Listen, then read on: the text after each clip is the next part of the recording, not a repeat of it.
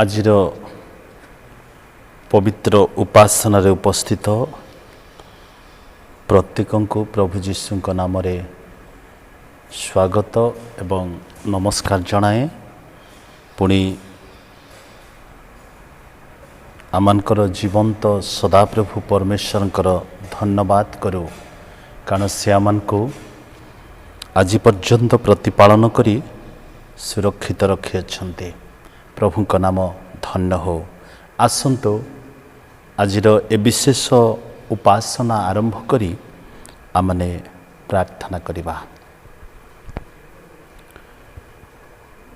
स्वर्गीय जीवंत प्राणर प्रियतम प्रभु, नम्र भावरे तुमर पवित्र नाम को उच्चारण करी तुम निकटरे निज निज को संपूर्ण भावरे समर्पण करी तुमर महानता को विश्वस्तता को तुमर आशीर्वाद सकल को स्मरण करी आमे तुमर धन्यवाद करुछु। प्रभु आजिर सुंदर समय रे तुमे आमान को पुनर्बार अनुग्रह कल तुम निकटवर्ती हेबा पाई, तुमर दयार सिंहासन निकट को आसीबा पाई। प्रभु एते बेले आमने आसीछु तुमर उपासना करिबा पाई। आम प्रत्येक को अनुग्रह दियो, तुमर आत्मांकर उपस्थिति दियो, तुम दूतमानंकर सुरक्षा दे आमनकर उपासना द्वारा प्रभु तुम नाम केवल गौरवान्वित हेबा पाई अनुग्रह कर। प्रार्थना करू मंडलीर प्रत्येक परिवार को गत दिन मानकरे जो माने असुस्थ थिले, प्रभु विभिन्न प्रकार परिस्थितिर सम्मुखीन हेले, प्रभु आमने परस्पर साक्षात नहेले मध्य नितांत भावरे परस्पर निमंते आमनकर जो प्रार्थना निवेदन तुम निकटरे रहिछि, आउ तुमे अनुग्रह करी आमनकर प्रार्थना शुणी आम मंडलीर प्रत्येक को ए दिन मानकर सुरक्षा देइथिबारु तुमर धन्यवाद करुछु। एबे आमने निज निज को समर्पण करू करू प्रभु तुम निकटरे निज को अर्पण करू करू प्रार्थना करू आजिर उपासना रे तुम आत्मांकर उपस्थिति दे प्रभु तुम गौरव उद्देश्य रे आमान को व्यवहार कर। समस्त प्रार्थना निवेदन शुणिल धन्यवाद दे उपासनार अवशिष्ट समय को तुम हस्ତରେ समर्पण करी जीशुଙ୍କ नामरे मागुछु, आमेन। आजिर उपासना आरंभ करी आमने समस्ते जानिथिबा गीतटीए गाइबा ताहा आपण माने पाइबे। ए उपासना संगीत विविध 334 पृष्ठार 36 नंबर गीत। आउ ए गीत आमने प्राय समस्ते जानू, तेणु आसु गीतर भावार्थ को बुझी मिलित भावरे आमे समस्ते गान करिबा।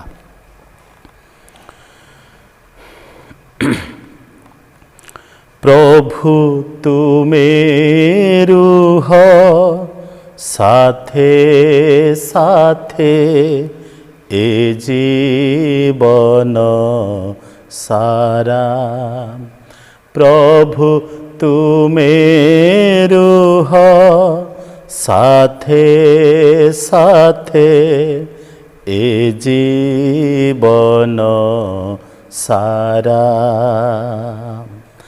भूली सबु चालू थिबी, भूली सबु चालू थिबी, तुम पछे परा ए बन सारा, प्रभु ତୁମେ ରୁହ ସାଥେ ସାଥେ ଏ ଜୀବନ ସାରା। ବହୁ ଦୂର ପଥ ମୋର, ପଥେ କେତେ ଅନ୍ଧାର। ବହୁ ଦୂର ପଥ ମୋର, ପଥେ କେତେ ଅନ୍ଧାର। ତୁମେ ଯଦି ଜ୍ୟୋତି ମୋର, ତୁମେ ଯଦି ଜ୍ୟୋତି ମୋର, ହେବି ନାହିଁ ଦିଗ ହରା ଏ ଜୀବନ ସାରା। ପ୍ରଭୁ ତୁମେ ରୁହ ସାଥେ ସାଥେ ଏ ଜୀବନ ସାରା। ଦୁଃଖ ଯେବେ ଆସେ ମନେ, ଯିବି ତୁମ ସନ୍ନିଧାନେ। ଦୁଃଖ ଯେବେ ଆସେ ମନେ, ଯିବି ତୁମ ସନ୍ନିଧାନେ। ତୁମେ ଯଦି ସାନ୍ତ୍ୱନାମ, ତୁମେ ଯଦି ସାନ୍ତ୍ୱନାମ, ଝରିବନି ଅଶ୍ରୁଧାରା ଏ ଜୀବନ ସାରା। ପ୍ରଭୁ ତୁମେ ରୁହ ସାଥେ ସାଥେ ଏ ଜୀବନ ସାରା। ଭୁଲି ସବୁ ଚାଲୁଥିବି, ଭୁଲି ସବୁ ଚାଲୁଥିବି, ତୁମ ପଛେ ପରା ଏ ଜୀବନ ସାରା। ପ୍ରଭୁ ତୁମେ ରୁହ ସାଥେ ସାଥେ ଏ ଜୀବନ ସାରା। ଧନ୍ୟବାଦ। ଆମମାନେ ଆଜିର ଧ୍ୟାନ ନିମନ୍ତେ ବାକ୍ୟରୁ ଆଉ ଗୋଟିଏ ଅଂଶ ପଢ଼ିବା, ତାହା ଆପଣମାନେ ପାଇବେ ପ୍ରଥମ ପିତର ତାର 4 ଅଧ୍ୟାୟ ଆଉ 7, 8 ଆଉ 9 ପଦ। ଏ ସ୍ଥାନରେ ଏ ପ୍ରକାର ଲେଖାଯାଏ, ମାତ୍ର ସମସ୍ତ ବିଷୟର ଅନ୍ତିମ କାଳ ସନ୍ନିକଟ, ଅତଏବ ସୁବୁଦ୍ଧି ହୁଅ, ପୁଣି ପ୍ରାର୍ଥନା କରିବା ପାଇଁ ସଚେତନ ଥାଅ। ବିଶେଷରେ ପ୍ରଗାଢ଼ ପ୍ରେମରେ ପରସ୍ପରକୁ ପ୍ରେମ କରୁଥାଅ, କାରଣ ପ୍ରେମ ବହୁଳ ପାପ ଆଚ୍ଛାଦନ କରେ। କୁଣ୍ଠିତ ନ ହୋଇ ପରସ୍ପରର ଆତିଥ୍ୟ କର। ପ୍ରଭୁ ଏହି ପଠିତ ବାକ୍ୟରେ ଏବଂ ଶ୍ରବଣରେ ଆମ ପ୍ରତ୍ୟେକଙ୍କୁ ଆଶୀର୍ବାଦ କରନ୍ତୁ। ଆଜି ଆମମାନେ ଯେଉଁ ଅଂଶଟି ପଢ଼ିଲୁ, ଆଉ ଅଳ୍ପ ସମୟ କେବଳ ଆମମାନେ ଏ ଅଂଶରୁ ଚିନ୍ତା କରିବା। ପିତର ଯେତେବେଳେ ଦ୍ୱାଦଶର ଛିନ୍ନ ଭିନ୍ନ ଗୋଷ୍ଠୀ ନିକଟକୁ ପତ୍ର ଲେଖନ୍ତି, ପ୍ରାୟ 60ରୁ 65 ଖ୍ରୀଷ୍ଟାବ୍ଦ ମଧ୍ୟରେ, ଯେଉଁ ସମୟରେ ପିତର ଏ ପତ୍ର ଲେଖିଛନ୍ତି, ଆଉ ସେହି ସମୟରେ ପ୍ରଥମ ଶତାବ୍ଦୀ ବୋଲି ଯାହାକୁ କୁହାଯାଏ, ଯେଉଁ ସମୟକୁ ପ୍ରଭୁ ଯୀଶୁ ଖ୍ରୀଷ୍ଟଙ୍କର ସ୍ୱର୍ଗାରୋହଣ ପରେ पुनरुत्थान पर जो स्वर्गारोहण पर जो शिष्य मान को प्रभु जीशु जो गुरु दायित्व से मान को ऊपर दान करथिले से दायित्वटी हैला तुम्भे माने जाई समस्त जातिर लोकों निकटरे आउ सुसमाचार प्रचार कर आउ ए पितर जो पितरंकर जीवनी आमने अनेक हुए तो जानू जो पितर प्रभु जीशुंक निमंते जड़े क्रेजी गाय से प्रभुंक सम्मुखरे थिबा बेले जो प्रकार तांकर मनोभाव को तांको निकटरे आउ से प्रकाश करुछन्ते जे प्रभु आवश्यक पड़िले मु आपणक निमंते मो जीवन दे देबी आउ से पितर एई द्वादशर छिन्न भिन्न गोष्ठी निकट को पत्र लेखु लेखु आउ तार चारि पर्वर एकरु जेतेबेले आमाने पढ़िबा सेठी लेखा अछि जे ख्रीष्ट जीशु जेपरि दुख भोग कले आउ तुमाने मध्य सेहीपरि मन धरी आपना मान को सुसज्जित कर कारण शरीर रे दुख भोग करियछि से पापरु निवृत्त होइयछि। चारि पर्वर एक पदरे से कहिले जो व्यक्ति शरीर रे दुख भोग करियछि अर्थात शारीरिक क्लेश मध्य देई से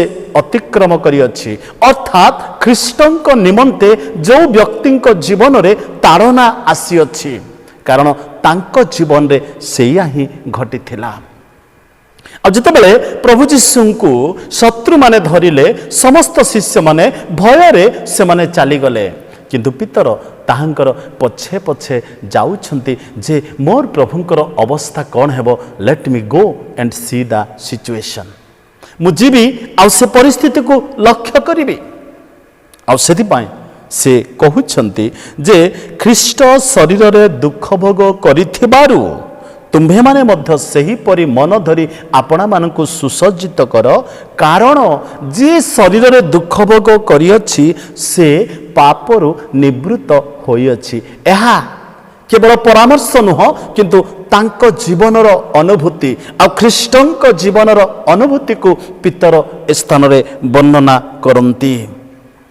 आ दुई पद जेतेबेले आमाने पढुछु तुमाने जागतिक जीवनर अवशिष्ट काल मनुष्यर कुअभिलाष अनुसार क्षेपण न करी ईश्वरंक इच्छा अनुसार क्षेपण कर।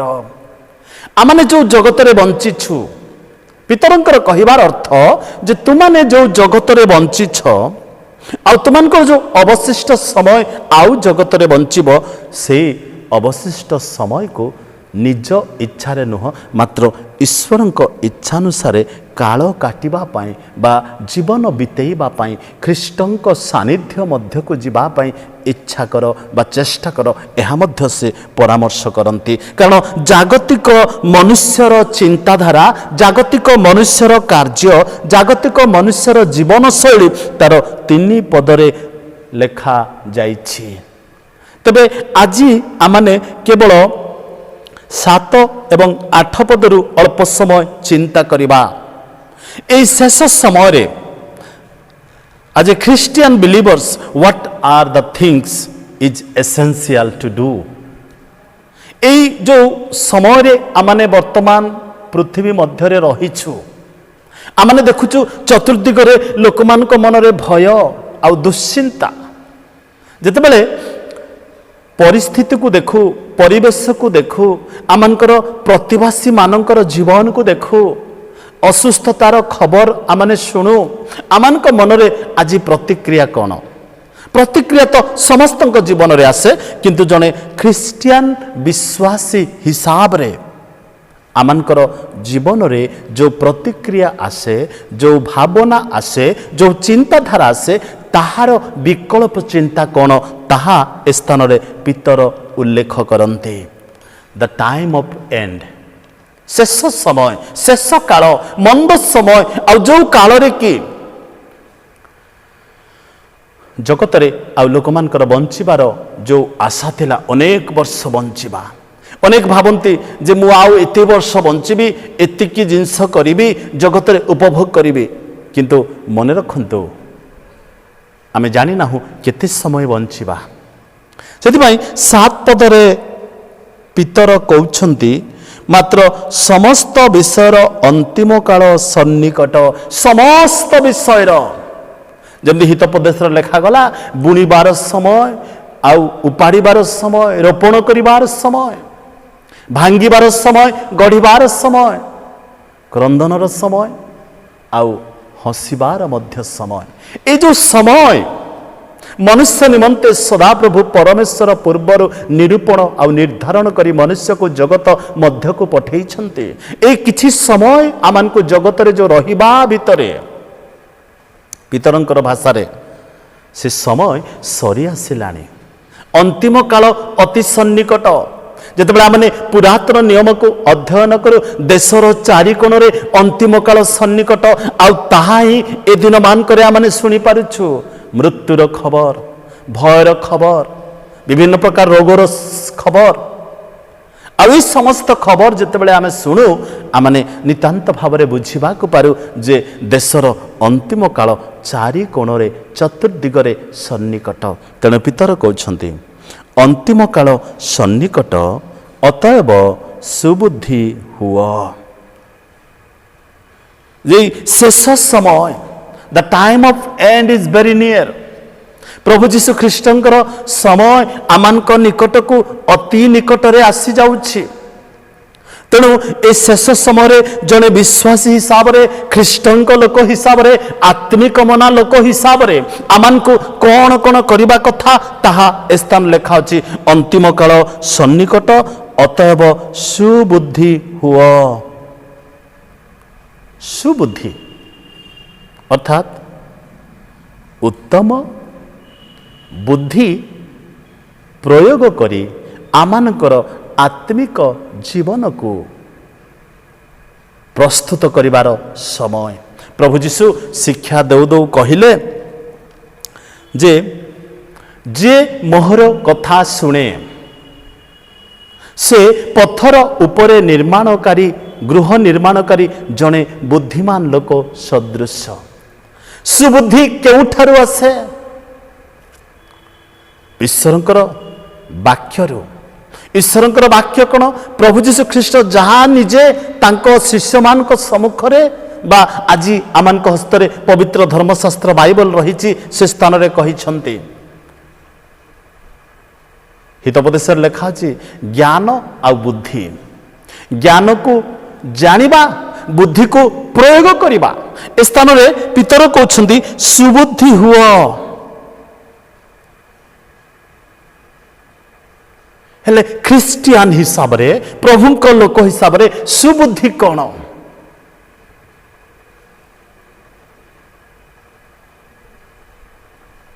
गीत संहिता 1 अध्याय लेखा गला जे दुष्ट मानक मंत्रणा रे चले नाही पापी मानक मार्ग रे ठिया हुए नाही निंदक मानक सभा रे बसे नाही किंतु ए सबु कला परे मध्य जणे व्यक्तिर जीवन रे यथेष्ट आशीर्वाद हेई नाही से सुबुद्धि ही नहीं ता तल अंश लेखा जाए मात्र जे सदा प्रभुंकर व्यवस्था रे आमोद करे आउ जे दिवारात्र ताहांकर व्यवस्था ध्यान करे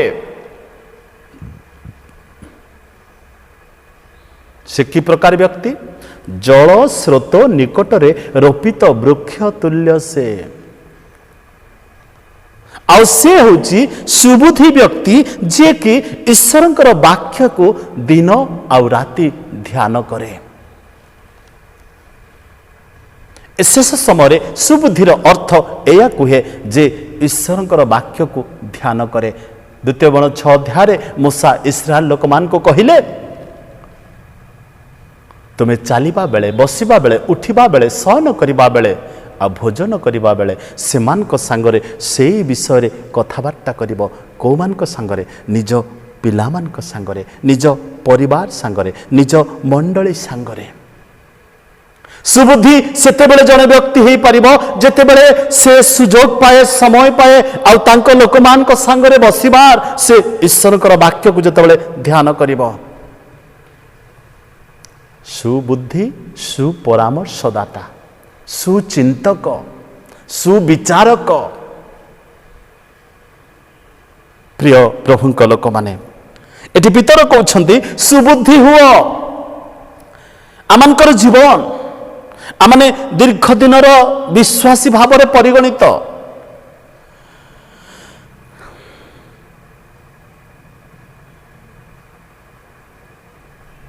ଦୀର୍ଘ ଦିନର ଖ୍ରୀଷ୍ଟିଆନ ନାମରେ ପରିଚିତ।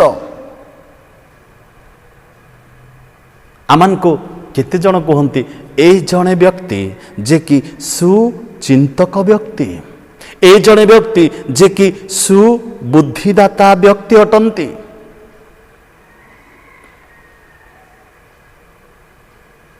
ପ୍ରଭୁଙ୍କ ଅନୁଗ୍ରହ ଅତି ପ୍ରଚୁର।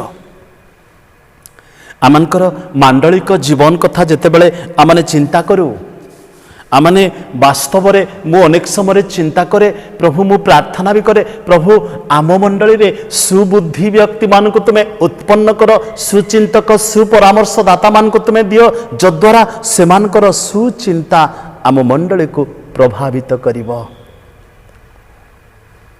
ବୟୋଜ୍ୟେଷ୍ଠ ଲୋକମାନଙ୍କ ପାଇଁ ମୋର ଏଇ ପ୍ରାର୍ଥନା, ପ୍ରଭୁ ସେମାନେ ସୁଚିନ୍ତକ ହେଉନ୍ତୁ ମଣ୍ଡଳୀ ପାଇଁ, ସେମାନେ ସୁପରାମର୍ଶଦାତା ଆଉ ଦାତ୍ରୀ ହେଉନ୍ତୁ ତୁମ ଲୋକମାନଙ୍କ ପାଇଁ। ପିତର କହିଲେ ସୁବୁଦ୍ଧି ହୁଅ। ଆଉ ଏ ସୁବୁଦ୍ଧି କ'ଣ? ଈଶ୍ୱରଙ୍କ ବାକ୍ୟ ଯେତେବେଳେ ଜଣେ ବ୍ୟକ୍ତି ଧ୍ୟାନ କରିବ, ଦିବା ଆଉ ରାତ୍ରି ତାହାଙ୍କର ବାକ୍ୟରେ ମଗ୍ନ ହେବ, ମୁଁ ଆଶା କରେ ସେ ଜଣେ ସୁଚିନ୍ତକ ସୁପରାମର୍ଶଦାତା ଆଉ ସୁବୁଦ୍ଧି ବ୍ୟକ୍ତି ବୋଲି ଜଗତରେ ଆଉ ପ୍ରଭୁଙ୍କ ସମ୍ମୁଖରେ ପରିଗଣିତ ହେବ। ଯୀଶୁଙ୍କ ଜୀବନକୁ ଯେତେବେଳେ ଆମେ ଦେଖୁ, 12 ବର୍ଷର ବାଳକ ଯୀଶୁଙ୍କର ଜ୍ଞାନକୁ ଦେଖି ପଣ୍ଡିତମାନେ ଆଶ୍ଚର୍ଯ୍ୟ ହୋଇଗଲେ। ଏତେ ବୁଦ୍ଧି ଆସିଲା କେଉଁଠି? ଏତେ ସୁପରାମର୍ଶ ଏହାଙ୍କ ପାଖରେ କେମିତି ହେଲା? ପ୍ରିୟ ପ୍ରଭୁଙ୍କ ଲୋକମାନେ, ଦ ଟାଇମ୍ ଅଫ୍ ଏଣ୍ଡ, ଏ ଶେଷ ସମୟରେ, ତେଣୁ ପିତର କହିଲେ ମାତ୍ର ସମସ୍ତ ବିଷୟର ଅନ୍ତିମ କାଳ ସନ୍ନିକଟ। ସମସ୍ତ ବିଷୟ। ତେଣୁ ଆପଣ ଯେତେବେଳେ ସେଇ 4 ଆଉ 3 ଆଉ 4 ପଦ ପଢ଼ିବେ, ସେଠି ଲେଖା ଅଛି, ବିଜାତି ମାନଙ୍କର ଇଚ୍ଛାନୁସାରେ କାର୍ଯ୍ୟ କରି ତୁମ୍ଭେମାନେ ଯେତେ କାଳ କାମୁକତା, କୁଅଭିଳାଷ, ମଦ୍ୟପାନ, ରଙ୍ଗରସ, ମତ୍ତତା ଓ ଘୃଣ୍ୟ ପ୍ରତିମା ପୂଜା କରୁଥିଲ, ତାହା ଯଥେଷ୍ଟ। ସେ ସମସ୍ତ ଛାଡ଼ି ଏବେ କ'ଣ କର ନା ସୁବୁଦ୍ଧି ହୁଅ। 4 ପଦରେ ଲେଖା ଅଛି, ଏ ପ୍ରକାର ଉଚ୍ଛୃଙ୍ଖଳ ପନ୍ଥାରେ ତୁମାନେ ଯେ ସେମାନଙ୍କର ସହିତ ଧାବମାନ ହେଉନାହଁ, ଏହା ସେମାନେ ଆଶ୍ଚର୍ଯ୍ୟମଣି ତୁମାନଙ୍କର ନିନ୍ଦା କରନ୍ତି। କିନ୍ତୁ ଯେ ଜୀବିତ ଅମୃତ ଲୋକଙ୍କର ବିଚାର କରିବାକୁ ଉଦ୍ୟତ, ତାହାଙ୍କ ଛାମୁରେ ସେମାନଙ୍କୁ ନିକାଶ ଦେବାକୁ ହେବ। ସେଥିପାଇଁ 6 ପଦରେ ପିତର ମନେ ପକାଇ ଦେଉଛନ୍ତି, ଏଇଥିପାଇଁ ପ୍ରଭୁ ଯୀଶୁ ଖ୍ରୀଷ୍ଟ ମୃତ୍ୟୁଭୋଗ କଲା ପରେ ସେ ମୃତ ବ୍ୟକ୍ତିମାନଙ୍କ ନିକଟକୁ ଗଲେ ଆଉ ସୁସମାଚାର ପ୍ରଚାର କଲେ।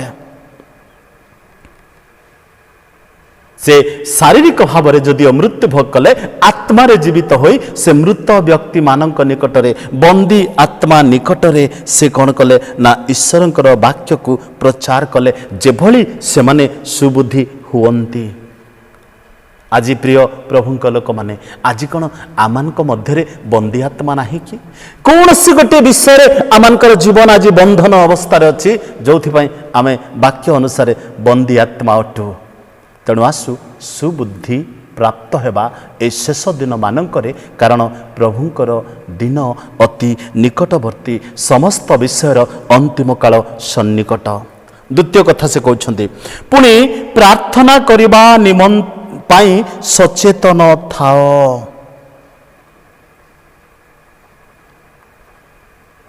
କେବଳ ସୁବୁଦ୍ଧି ହୁଅ ତାହା ନୁହଁ, ଦ୍ୱିତୀୟ କଥା କହୁଛନ୍ତି ପ୍ରାର୍ଥନା କରିବା ପାଇଁ ସଚେତନ ଥାଅ। Be still in your prayer। ଲେଖା ଅଛି ଗୀତ ସଂହିତାରେ, କ୍ଷାନ୍ତ ହୁଅ ଆମ୍ଭେ ତୁମ୍ଭର ପରମେଶ୍ୱର ଅଟୁ। ଧୈର୍ଯ୍ୟ ଧରି ପ୍ରାର୍ଥନା କର।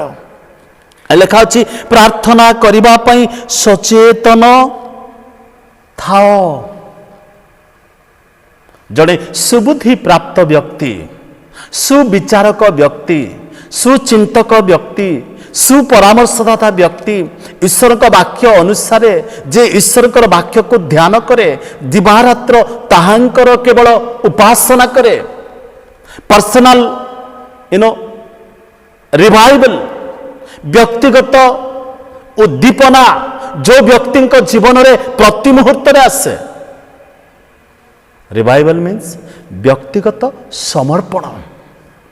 ଯେଉଁ ବ୍ୟକ୍ତି ସଦାସର୍ବଦା ନିଜର ଜୀବନକୁ ବ୍ୟକ୍ତିଗତ ଭାବରେ ଈଶ୍ୱରଙ୍କ ନିକଟରେ ସମର୍ପଣ କରେ, ଆଉ ବ୍ୟକ୍ତିଗତ ଉଦ୍ଦୀପନା ତା ଜୀବନରେ ଆସେ, ଆଉ ସେ ବ୍ୟକ୍ତି ଗୀତ ସଂହିତା 1 ଅନୁସାରେ ଦିବା ରାତ୍ର ତାହାଙ୍କର ବ୍ୟବସ୍ଥାକୁ ଧ୍ୟାନ କରେ, ଆଉ ସେ ସୁବୁଦ୍ଧି ବ୍ୟକ୍ତି ହେବ।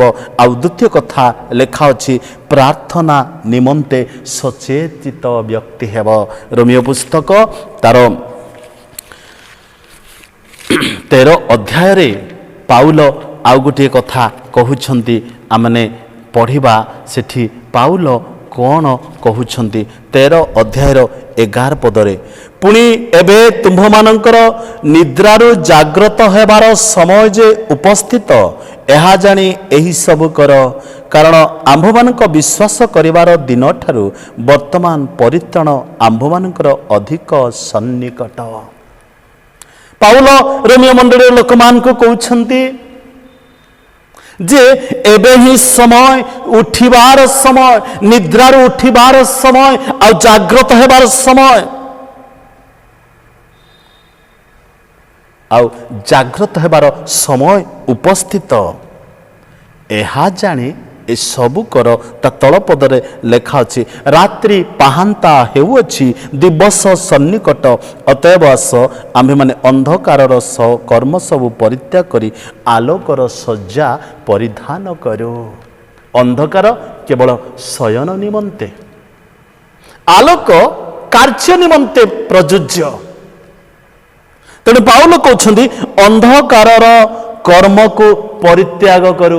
ଅନ୍ଧକାରରେ ବିଭିନ୍ନ ପ୍ରକାର କୁକର୍ମ, ଚିନ୍ତା, କଳ୍ପନା, ଯୋଜନା କରାଯାଏ। ତେଣୁ କହିଲେ ନିଦ୍ରାରୁ ଜାଗ୍ରତ ହେବାର ସମୟ ଉପସ୍ଥିତ, ଏବେ ହେଉଛି ପରିତ୍ରାଣର ସମୟ। ପରିତ୍ରାଣ ଆମମାନଙ୍କର ଅତି ସନ୍ନିକଟ, ନିକଟବର୍ତ୍ତୀ, କାରଣ ପିତରଙ୍କର କହିବା ଅନୁସାରେ ସମସ୍ତ ବିଷୟର ଅନ୍ତିମ କାଳ ସନ୍ନିକଟ। ତେଣୁ ପ୍ରାର୍ଥନାରେ କ'ଣ ହୁଅ? ସଚେତନ ଥାଅ। ପ୍ରିୟ ପ୍ରଭୁଙ୍କ ଲୋକମାନେ, ସେ ପିତର କହୁଛନ୍ତି, ଅତଏବ ଆପଣ ଆପଣ ମନରୂପ କଟି ବନ୍ଧନ କରି ସଚେତନ ଥାଅ। ମନକୁ ଦୃଢ଼ ଭାବରେ ବନ୍ଧନ କରି, ଆଉ ଖ୍ରୀଷ୍ଟଙ୍କର ପ୍ରକାଶିତ ହେବା ସମୟରେ ଯେଉଁ ଅନୁଗ୍ରହ ତୁମମାନଙ୍କ ପ୍ରତି ବର୍ତ୍ତିବ, ସେଥିପାଇଁ ସମ୍ପୂର୍ଣ୍ଣ ରୂପେ ଭରସା ରଖ। ପ୍ରାର୍ଥନାରେ ସଚେତନ ଥିଲେ ଖ୍ରୀଷ୍ଟ ଯୀଶୁ ଯେତେବେଳେ ପୃଥିବୀ ମଧ୍ୟକୁ ପୁନର୍ବାର ଆଗମନ କରିବେ, ଯେଉଁ ଅନୁଗ୍ରହ ତୁମମାନଙ୍କ ନିମନ୍ତେ ସଞ୍ଚିତ ହୋଇଅଛି, ସେଥିପାଇଁ ସଚେତନ ଥାଅ।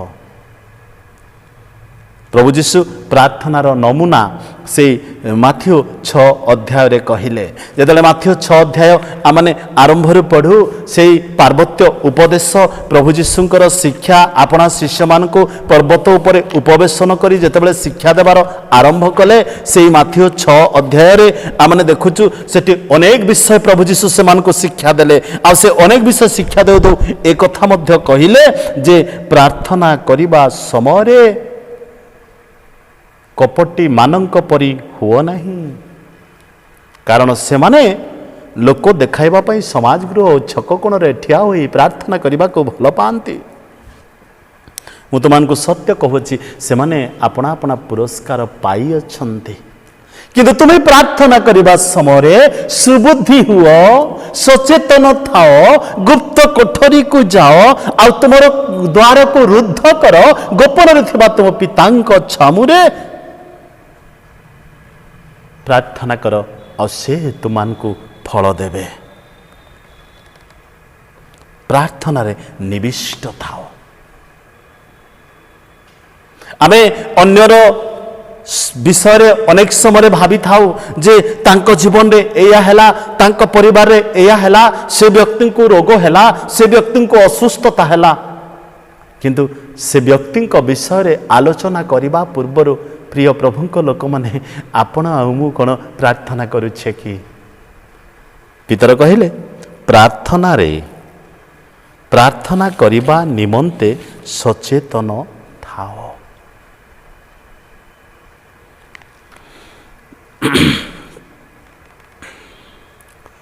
प्रिय प्रभु लोक मैंने कलसिय 4:2 पदरे लेखा अच्छी प्रार्थना रे एकाग्र भाव रे निविष्ट थाओ, पुणी धन्यवाद सह से जाग्रत थाओ। लॉकडाउन जिते बेले हे गला अनेक जूम गिरजा प्रार्थना, अनेक यूट्यूब माध्यम रे उपासना, अनेक गूगल्स माध्यम रे सेवा आराधना चली। यह खराब बोली मु कहू नहीं, भल विषय,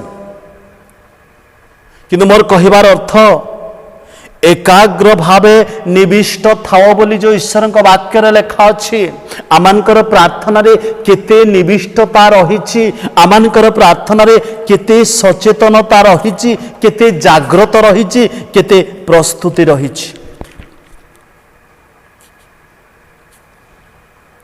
सचेतनता प्रार्थना रे नितांत आवश्यक। सर्वदा प्रार्थना कर। प्रभु जीशु अपना शिष्य मान कहले दंडे जागी पारल ना, तुमको शैतान जेपरी परीक्षा रे न पकाए एथिपाई जागी रही प्रार्थना कर। प्रार्थना रे सचेतन थिबा प्रत्येक विश्वासी कर्तव्य, जेहेतु आमानक जीवन रे प्रार्थनार सचेतनता नाही, तेणु केवल आमे जने व्यक्तिर दुर्बलता को ही देखि पारू। आत्मिक मना लोक, सुबुद्धि लोक, प्रभु भय लोक आ सुचिंतक लोक केबे मध्य कहार दुर्बलता को लक्ष्य करिवे नाही, बरं से दुर्बलता रे सेमानकर पॉजिटिव विषय को सब बेले चिंता करिवे। काहेकि आमानकर आत्मिक जीवन रे उन्नति न घटी अवनति घटुची, तार कारण आमने मनुष्यर केवल दुर्बलता को, नेगेटिव विषय को सब बेले चिंता करि थाओ। पितर कहिले प्रार्थना करिबा पई सचेतन थाओ। आ कलसिय 4:2 पदरे पढ़िलु आमने एकाग्र भावे निविष्ट थाओ। एकाग्र भाव रे प्रार्थना रे निविष्ट थाओ। प्रिय प्रभु के लोक माने आपण आ मु आज कौन आम लोक मान केते दूर बोझर सहित प्रार्थना करुछु। रोमियो 12 अध्याय तार 12 पदरे मध्य लेखा अछि। 12 पदर तार शेष अंश रे प्रार्थना रे एकाग्र भाव रे निविष्ट थाओ। ता उपर अंश रेखागला प्रभुंक सेवा कर, भरोसा रे आनंद कर, क्लेश रे सहिष्णु हुओ, प्रार्थना रे एकाग्र भाव रे निविष्ट थाओ। कारण प्रार्थना ख्रिस्टियान रो मेरुदंड अटे। प्रार्थना होइले शून्य, ख्रिस्टियान अटे मृत। आमने उपासना रे से गीतटी को गाओ। प्रार्थना रे हुओ प्रवृत्त, दया सिंहासन आगे आंठू पकाओ समस्त। प्रार्थना रे निविष्ट थाओ, एकाग्र चित्तरे सचेतन थाओ। पितर कहिले सुबुद्धि हुओ, प्रार्थना करिबा पई सचेतन थाओ। आ तृतीय कथा से कहिले प्रगाढ़ प्रेम रे परस्पर को प्रेम करू थाओ, कारण प्रेम बहुल पाप आच्छादन करे। ता तल अंश रे अनेक कथा लेखा अछि। प्रेम जदि अछि सेथिरे कुंठित नाही, प्रेम जदि अछि सेथिरे आतिथ्य अछि, प्रेम जदि अछि आमाने जो अनुग्रह दान पाइछु से अनुग्रह दान अन्य को मध्य परिवेषण करिबा। कारण प्रेमर क्वालिटी प्रथम करंतिय 13 अध्याय रे लेखा गला, प्रेम ईर्षा करे नाही, आत्मबरिमा करे नाही, अहंकार करे नाही, अपकार स्मरण रे रखे नाही, अनिष्ट चिंता करे नाही, अधर्म रे आनंद करे नाही। से व्यक्ति जहांक ठारे ख्रीष्टंक प्रेम पूर्ण मात्रा रे वास करे आ से नितांत भाव रे ता जीवन रे से ख्रीष्टंक प्रेम को अन्य मान निकट में प्रकाश करिबो। साउथ कोरियार जड़े पालक जार मंडलीर सभ्य संख्या 10 लाख ऊर्ध्व से कहते जड़े विश्वासी जे 1 घंटा प्रार्थना करे नहीं से विश्वासी नुह, जड़े सेवक जे 2 घंटा प्रार्थना करे नहीं से प्रकृत सेवक नुह। ए कोरोना समय महामारी समय संकट मध्य दे गति कला बेले प्रिय प्रभु लोक मैंने आपण केते समय प्रार्थना करुछंती। आम मंडली रे गोटे सतर्क घंटी बाजुची सकाळ 5टा बेले उठंतु प्रार्थना करंतु, 8टा बेले आपण जो परिस्थिति रे थांतु प्रार्थना करंतु, आंठांतु। प्रार्थनार अभाव जोथि पई आमने इस्राएल लोक मान परी आमानकर जीवन आज दूर देखुथिले किंतु प्रवेश करि पारले नाही, अति निकटरू सेमानंकर आउ प्रवेश करिवार सुजोग रु वंचित हेले। आमानक जीवन रे आज से प्रकार अनेक विषय अनेक आशीर्वाद अटकी जाऊ नाही कि जेहेतु आमानक जीवन रे प्रार्थनार अभाव रहिछि। आसतु आमने ख्रीष्टंक निकट रे प्रार्थना करिबा, सुबुद्धि हेबा आ ख्रीष्टंक प्रेम को आमानक जीवन रे प्रकाश करिबा। कारण समस्त विषय अंतिम काल सन्निकट, कारण आमने जानी नाहु ख्रीष्ट केबे आसीबे। अनेकंकर चिंताधारा ख्रीष्टंकर आगमन विलंब अछि, मो जीवन को उपभोग करिबी आ शेष समय ख्रीष्टंक निमंते मु निजको अर्पण करिबी। ना प्रिय भाई माने भौणी माने माँ माने आमे जानी ना हूँ जीशु केबे आसीबे। माथ्यू 25:13 पदरे लेखा जाए, कारण केउ दंडरे मनुष्य पुत्र आसीबे पुत्र सुद्धा जानती नहीं। तेणु आमान को प्रस्तुति प्रार्थना सुबुद्धिर आत्मा ख्रीष्टंक प्रेम आमान ठारे जागृति हेबा नितांत आवश्यक। प्रभु आम प्रत्येक को आशीर्वाद करंतु। प्रार्थना करिबा। पवित्र मंगलमय स्वर्गस्थ पिता, तुम महानामर धन्यवाद करुछु। आजिर सुंदर समय पुनर्बार आमान को जीवन रे देल प्रभु। वाक्य मध्य दे तुमे आमान को कथा कहिल, एक कथा वास्तव अटे। समस्त विषय अंतिम काल सन्निकट, सुबुद्धि हुओ, प्रार्थना करिबा पई सचेतन थाओ, प्रगाढ़ प्रेम रे परस्पर को प्रेम कर, कारण प्रेम बहुल पाप आच्छादन करे। प्रभु एबर समय नुह जे अन्यर दुर्बलता को देखी तार दुर्बलता अनुसार ता प्रति विचार करिबा, किंतु ए होची समय तुम निकट रे समर्पित हेबार समय। प्रभु शारीरिक भाव रे लोकमान को जीवन रे अनेक असुस्थता, मानसिक भाव रे अनेक मनोबल दुर्बल, पुनि सर्वोपरि आत्मिक जीवन रे आमान को मध्य जो दुर्बलता देखा देइछि, हे स्वर्गीय पिता प्रार्थना करो मंडलीर प्रत्येक परिवार को तुम्हें प्रार्थनार सचेतनता जीवन रे दान कर, जद्वारा तुम निकट रे समर्पित होई प्रार्थना रे लागी रही तुमर उपस्थिति को जीवन रे अनुभव करू करू तुम राज्य निमंते आपना को प्रस्तुत करिबा। प्रभु प्रार्थना करू एई अंतिम काल रे ए शेष समय रे तुमे को दिन आसीबो आमने जानि ना हो प्रभु। तेणु जेहेतु आमने जानि ना हो निज निज को प्रस्तुत करिबा को तुमे आमान को सामर्थ्य कर। मंडलीर प्रत्येक परिवार जो माने असुस्थ पीड़ित रोगाग्रस्त आ विभिन्न प्रकार समस्या मध्य दे जाउछन्ति प्रत्येक को तुम्हें कृपा कर। धन्यवाद पिता प्रार्थना शुणिल सकल गौरव महिमा संभ्रम तुमको दे जीशुଙ୍କ नामरे मागुअछु आमेन। आह्या मान स्वर्गस्थ पिता तुम नाम पवित्र बोली मान्य हो तुम राज्य आसु जेपरी स्वर्ग से पृथ्वी रे तुम इच्छा सफल हो। आज आम को प्रयोजनीय आहार दियो आम जप निज निज अपराधी मान क्षमा करछु सेहीपरि आम अपराध सकल क्षमा कर। परीक्षा मान अण ना मात्र मंद रक्षा कर जन राज्य पराक्रम गौरव जुगे जुगे तुम्भर आमेन।